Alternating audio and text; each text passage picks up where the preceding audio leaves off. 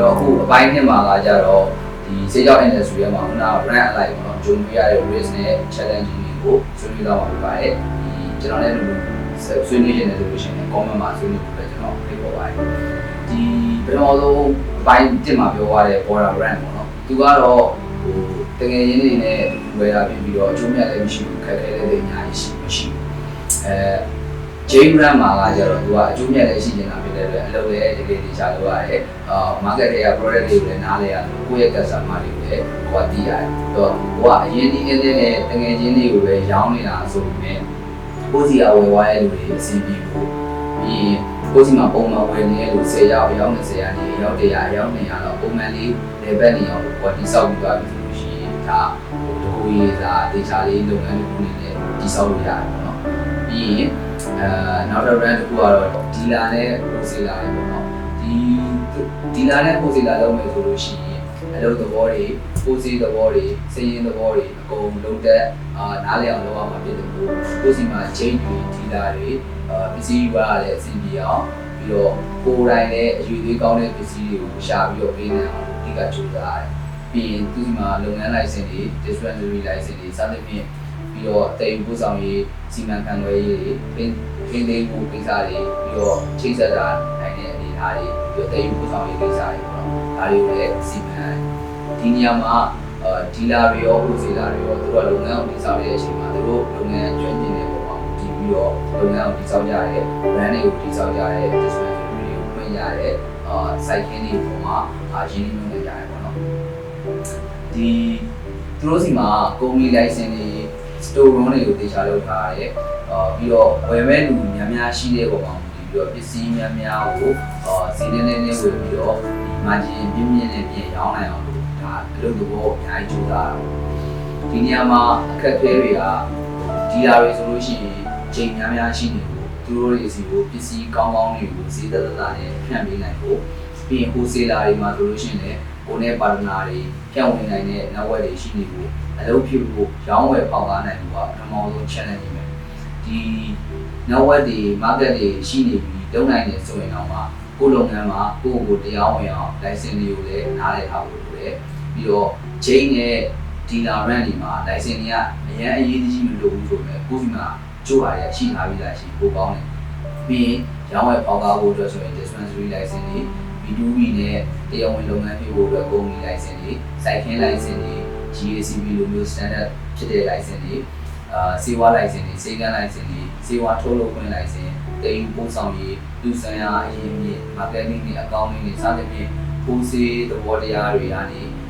corporate level ဒီထိုင်းနိုင်ငံမှာဟို brand alike level အလိုက်အများကြီးလုပ်နေကြရှိတော့ဒီသူတို့တွေအားလုံးကြားထဲမှာထိုင်းလူမျိုးတွေရောနိုင်ငံခြားသားတွေရောကျွန်တော်တို့မြန်မာတွေရောကျွန်တော်တို့ဒီစေကြောက်ကိုရောင်းဝယ်ပေါက်ကားတဲ့အချိန်မှာစီကံရှိတာရှိပြိုင်ဖို့နဲ့မိုဘိုင်းစီကွက်တိဆောက်ဖို့စီပွားဖြစ်ရည်တည်ဖို့တော့မလုပ်နေအများကြီးလိုပါတယ်အများကြီး challenge တွေကိုကျွန်တော်ကရှင်းဆိုင်ရပါတယ်နောက်ထပ် brand တစ်ခုဖြစ်တဲ့ site ခင်းတွေမှာဆိုလို့ရှိရင်သူရဲ့ challenge တွေကအများကြီးရှိတယ် license တွေစုံဖို့လိုတယ်ပြီး quality လည်းကောင်းအောင်ပဲကုန်ကျစရိတ်လည်းတက်တာဖို့ပေါ့နော်ပြီးဈေးကွက်ဈေးနဲ့မိအောင်လည်းရောင်းနိုင်ရမယ်စသဖြင့်နောက်ဆုံး fan တွေကဟို quality ကောင်းကောင်းထွက်နေတော့မှဟိုပစ္စည်းထွက်နေတာကိုထုတ်မြင်အောင်နိုင်လို့ရှိရင်ရောင်းအောင်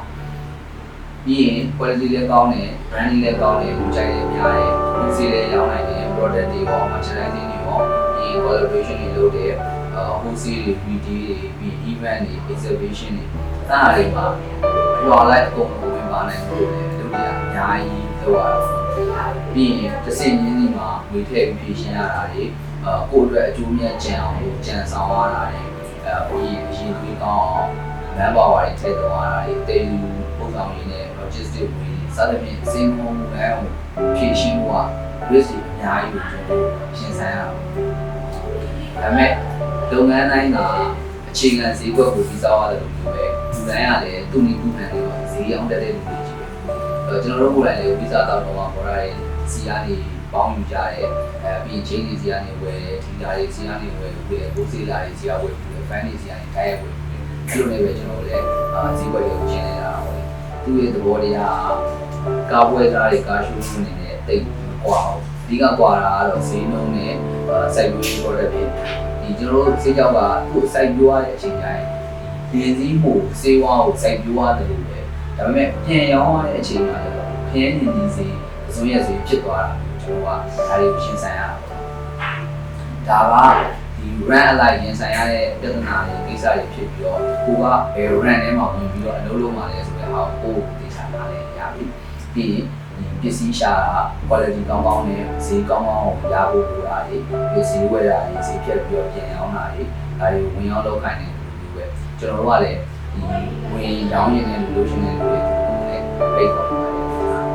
ဥပမာကျွန်တော်တို့ lollipop ဆိုလို့ရှိရင်ဂျိတ်အနေနဲ့လည်းရောင်းတယ်ဝီဒီလည်းရောင်းတယ်ဒီလာအနေနဲ့လည်းရောင်းတယ်ကိုစီလည်းရောင်းတယ်ပြီး dispensary လည်းပြင်ပြီးတော့ရှောင်းပြီးရင်စိုက်ကင်းကထွက်တဲ့ပစ္စည်းတွေကိုအဓိကရောင်းတာဖြစ်ပြီးတော့စိုက်ကင်းကမထွက်တဲ့ item တွေဆိုလို့ရှိရင်ကျွန်တော်ဝယ်ပြီးတော့ပြင်ရောင်းတာတွေလုပ်ပါတယ်ပြီးတော့ dispensary ပြင်နေတဲ့လူတွေဆိုလို့ရှိရင်လည်းကျွန်တော်တို့က franchise policy ရှိရ franchise ပေးထားပြီးတော့ပြင်နေတဲ့လူတွေရှိတယ်ပေါ့ distributor လုပ်ချင်တဲ့လူတွေဆိုလို့ရှိရင်လည်းဒီ stock control နဲ့ store management ကိုလုပ်နိုင်တယ်ဆိုလို့ရှိရင်ကျွန်တော်တို့ကseason marketing ကို very ကျင်းအောင်ဆိုကျွန်တော်တို့လုပ်ပါတယ်